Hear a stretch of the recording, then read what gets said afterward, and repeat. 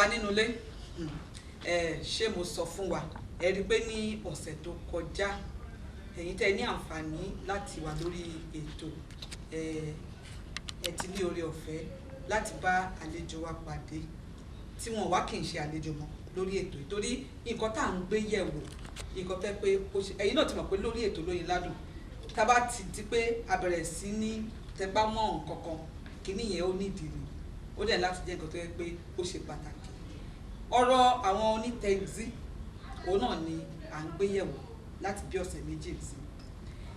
kí ni ìdí oríṣiríṣi ìṣẹ̀lẹ̀ ni ó ti ṣẹlẹ̀ ilé ìtẹ́ pé àwa fún ara wa ìmí ìbóyá afetí gbọ́ ni ìmí ìbóyá ó ṣojú wa ni ìmí ìbóyá ó ṣẹlẹ̀ sẹ́ni tó kàn wá ni nǹkan tó wá máa kan ẹni tó máa kàn wá tó máa jẹ́ aburú Ọlọ́run ní jẹ́ kó kàn wá ṣùgbọ́n ó bọ̀ ń bọ̀ àwọn ládẹ́ẹ̀dẹ̀ wọ́n sọ wọ́n ní gbogbo ẹ̀ náà ìjọba la máa ń pariwo ṣùgbọ́n wá rí i pé ọ̀pọ̀lọpọ̀ ìgbà ló jẹ́ pé ọwọ́ àwa tá jẹ́ aráàlú gan ó wà lọ́wọ́ wa tí ẹ̀ wà lọ́wọ́ ìjọba tí ẹ̀ wà lọ́wọ́ àwa náà ìyẹn ni pé gbogbo ọ̀la láti ṣe àtúnṣe ara wa ẹ rí i pé oríṣiríṣi ìṣẹ̀lẹ̀ ló ń ṣẹlẹ̀ wọ́n á ní pé wọ́n gbéyàn lọ owó mọ́tò ni wọ́n gbé lọ nígbà téèyàn wọ mọ́tò tí wọ́n rù lọ tí wọ́n dẹ̀ rí mọ́ títí dòní kí ni ìdí ibo náà fẹ́ wá onímọ́tò náà sí kò sí bóyá ọkàn ló níwájú ilé ẹ̀ náà lórí tẹ́ mọ́tò tó ń bọ̀ tó wọ̀ kò síbi tó fẹ́ wá wọn sí ìdí ni ìta fi wá padà wọ́n ní pé nígbà ìwáṣẹ̀ ṣàpé táwọn olóyìnbó tán bá ti wo àìsàn kan tán wò títí tán rí pé àìsàn yìí alóògùn lè kó lọ wọ́n ní ẹ jẹ́ ká fẹsẹ̀ ilé tọ̀ àwa lọ sígbà ìwáṣẹ̀ ìgbà ìwáṣẹ̀ nípa ìrìnsẹ̀ ọkọ̀ òun náà ni taxi yìí ẹ rí wípé ó jẹ́ nǹkan tó jẹ́ pé tí a bá wọ̀ ní ibùdó àwọn onítẹ̀sí gangan taxi park ó fi ọkàn wa balẹ̀ ìdí nìyí tí a fi gbé ààrẹ ẹgbẹ́ àwọn onítẹ̀sí ní ìpínlẹ̀ Èkó àti gbé wọn wá lẹ́ẹ̀kejì lẹ́ẹ̀kejì òní àtúmọ̀ wa tún sọ kí ni nǹkan náà gan ní àkọ́kọ́ náà ẹ jẹ́ kí n kí wọn àwọn náà ni Ọ̀túnba Táíwò Ọmọlékan ẹ káàbọ̀ sórí ètò Lóyin Ládùn.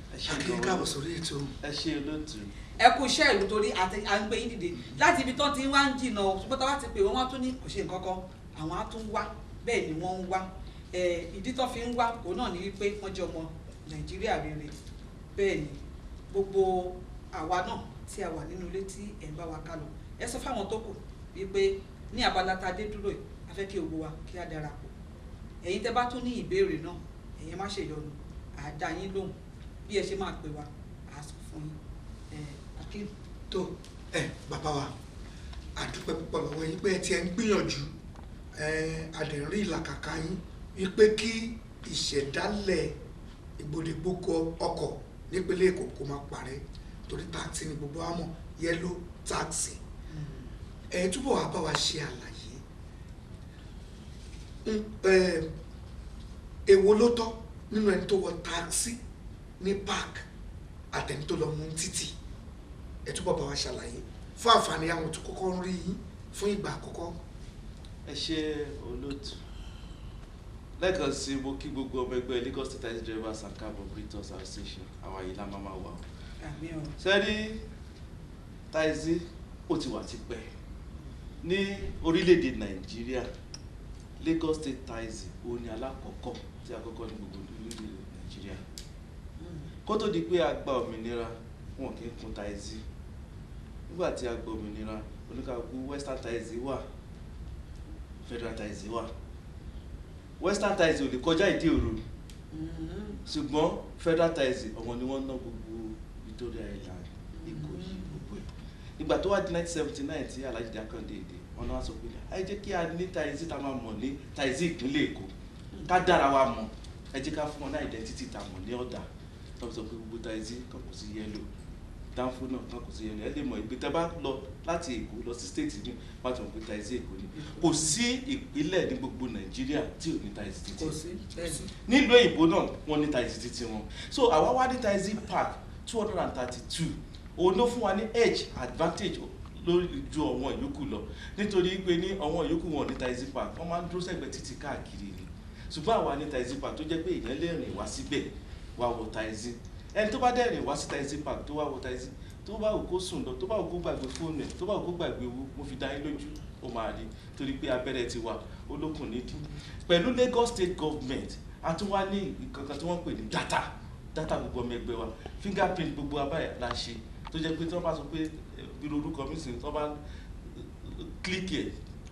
tó bá táwọn ọmọlé kan máa jáde information date of birth park tí mo belong sí gbogbo ẹ̀ jáde ní ọ́fíìsì tèmi náà ó wà bẹ́ẹ̀ nínú system mi tó bá kọ́ ọmọ ẹgbẹ́ mi ṣe kí ní kan bá ti tẹ kọ̀ǹpútà mi laptop mi pápápá gbogbo information ẹ̀ máa jáde so òun ló jẹ́ kí a ní edge ló jẹ́ so ẹ wá rí ẹni tí ó bá wá dúró síta gẹ́gẹ́ bí ìbéèrè atọ́kùn ìpè ní èwo ni ó fi ọkàn balẹ̀ tẹ́ bá dúró síta ẹ lè wọ taxi náà tí ìṣe pé dandan kẹ́ wá sínú taxi park ẹ lè wọ níta ṣùgbọ́n ẹ make sure ìpè ní ó ní sticker yẹn ó máa expire lọ́dọọdún so tẹ́ bá ti lọ wọ 2019 ó lè jẹ́ pé ní ó ti ṣàṣemáṣe àti lè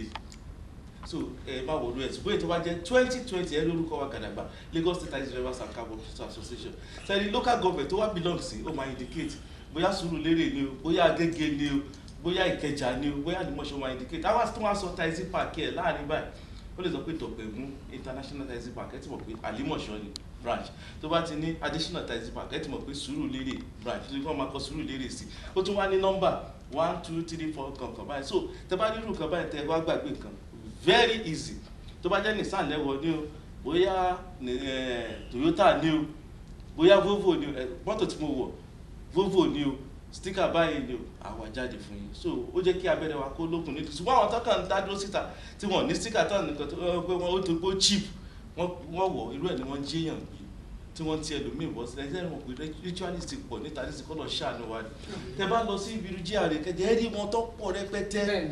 wọ́n kàn ń gbèrò ní wọn oníkàkú kan torí bọ̀ ẹlòmíà ok àwọn nǹkan tí wọ́n sọ pé wọ́n fi technology tó fi ń pe èèyàn ká má máa dárúkọ bí wọ́n á promote wọn ẹ̀ẹ́rì wọn Ìkòròdú ni mò ń gbé lójú ọ̀nà ní Maryland báyìí wọ́n á páàkì wọn àwọn èèyàn kan máa wọlé ni kò sí pé ibi tẹ́fẹ́ trace wọn sí kò sí ibi tẹ́fẹ́ trace wọn sí tó bá jíyàn gbé lọ àìmọye èèyàn tí ó ti sọnù tí wọ́n rí mọ́ di òní ẹlòmíì wọn gbowó lọ́wọ́ ẹ̀ àwa kọjá pé ká gbèrò káyẹ̀sì wa máa lo Google Map ká fi máa wá ọ̀nà káfí máa gbọ́nà kò sí tó jọ bẹ́ẹ̀ tó bá sọ dáta yìí sí mo lọ sórí òróyìn yìí lẹ́kọ̀ọ́ wọn gbèdé bẹ́ẹ̀ ni tó bá wẹ̀ kó sùn tó bá jẹ́ tó lọ ni pé àti dé òróyìn yìí ò nọmba kí náà ń lọ ni wọn bàbá yẹn ojú wọn ti rókun ti rọ́ṣà tí àṣẹlẹ̀ fẹ́ gbàgbé tó fẹ́ jọ wọ́n lójú so òfin dẹ̀ wà so tó mo tún wá ṣàkíyèsí pé torí ọjọ́ kan báyìí mi náà mò ń bọ̀ mo dé Òṣòdì mo bọ́lẹ̀ ní mọ́tò mo á fẹ́ wọ tẹ́tí ibi tí mo lò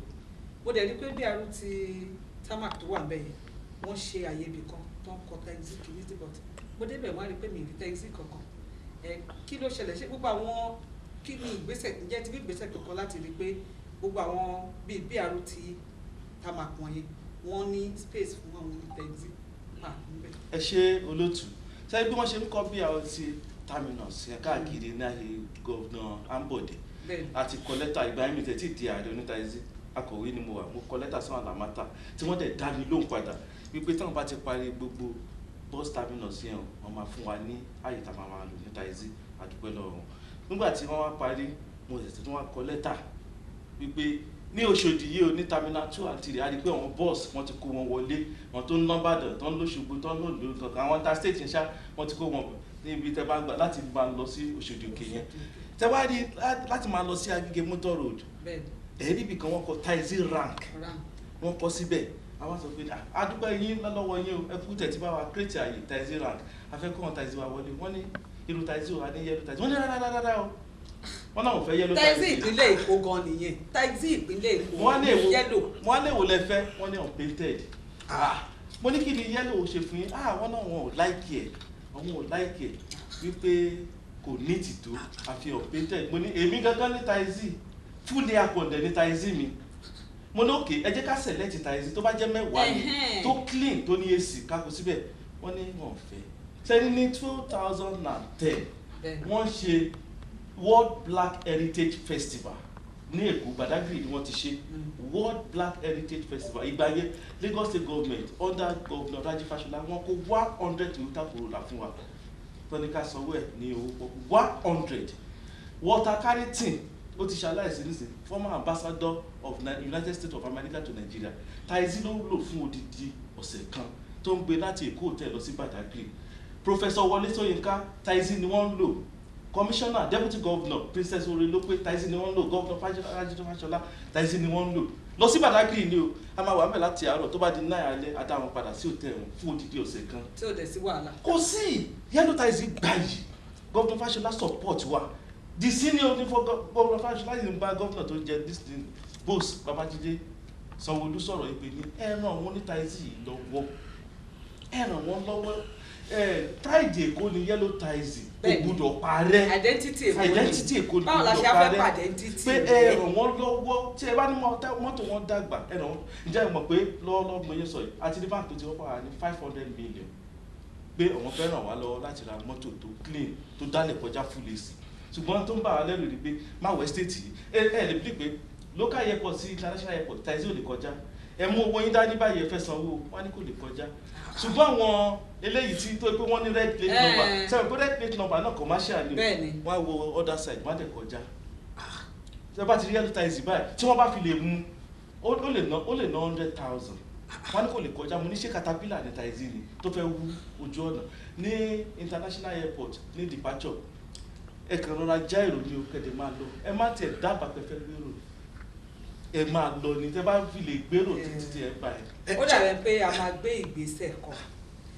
a máa lọ sí Ministry of Transportation ní Lagos State torí mo mọ̀ pé wọ́n ń gbọ́ wa tán bá gbọ́ wa àwọn tó gbọ́ wa tán máa sọ fún wọn náà wọ́n ń wò wá a fẹ́ gbọ́ látẹnu wọn àti kí ni nǹkan tó fà á àti kí ni nǹkan tí wọ́n fẹ́ ṣe torí kò sí gbogbo ìpínlẹ̀ tó wà ní Nàìjíríà yìí pátápátá tí wọn ò ní Taizi títí wọn tí wọ́n pọ́nlé tí wọ́n ń yẹ́ sí wọ́n ní kó tó di pé àgbàdo dé ayé nǹkan ládìyẹ ti ń jẹ Taizi náà ni gbogbo wa tí a rí pé à ń lò tábà wá rí pé ó ṣe bákan ọ̀nà wo lẹ fẹ́ gbà láti rí pé fẹ́ ràn wọ́n lọ́wọ́ láti gbé wọn láti rí pé àwọn náà wà ní ipò tí ó dáa tí ẹ fẹ́ nǹkan tẹ́ ẹ fẹ́ yẹn gan la fẹ́ kẹ́ wá ṣe a máa ní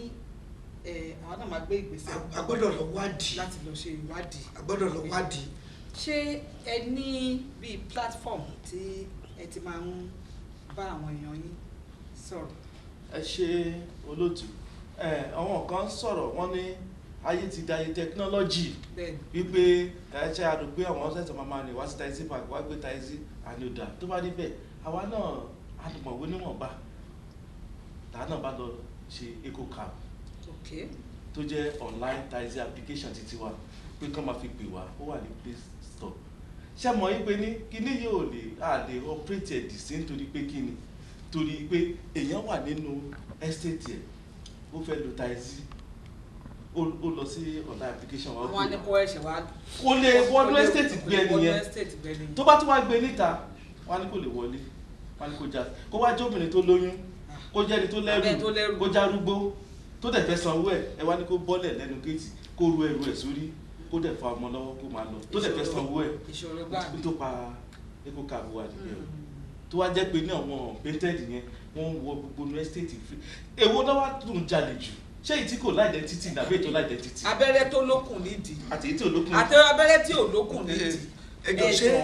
EcoCab yẹn ṣebí ó sì wà wọ́n sì lè access ẹ̀. wọ́n sì lè access ẹ̀ ní Play Store. tomati lọ sí Play Store. bẹ́ẹ̀ni EcoCab ṣé ẹ lè bá wa spell yẹn kán lè mọ̀. eco yẹn na E for egg K for keg or kettle then O for orange o ní eco then cab yẹn C for cap or for cup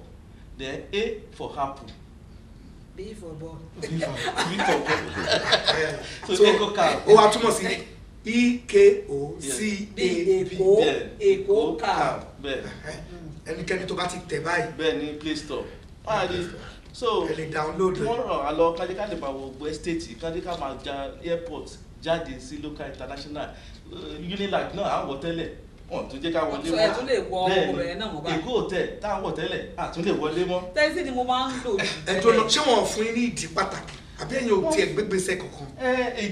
mo gbé ìgbésẹ̀ mo dààmú lórí ọ̀rọ̀ yìí ẹni pé mo sọ ọ̀rọ̀ yìí sóun jẹ́ nǹkan tó nígbà tí ọlọ́mọ bá ṣe èèyàn jẹ́ abẹ́gẹ̀ so ó ń fún mi ní concern pé ní symbol of Lagos nìyí